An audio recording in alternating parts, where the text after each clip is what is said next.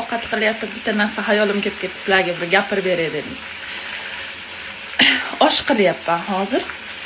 Go'sht yo'q. Go'shtning narxini bilasizlar.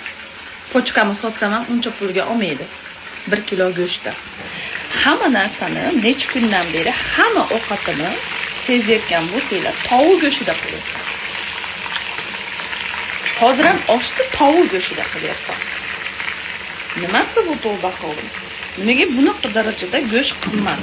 Maza qilib bunday qo'g'irib, mana 1 kilo qo'y go'shtini, mol go'shtini olib, mana shu qo'g'irib, nonga botirib yegim kelyapti, qizartirib qo'g'irib. Bo'lmayapti. Oshini olmayapman. Oshini u yerda tursin, go'shtga to'g'risi 1 kilo go'shtga shuncha pul ishlatishgacha ichim og'riyapti boru. Undan ko'ra bolamga bir narsa olib beraman deb.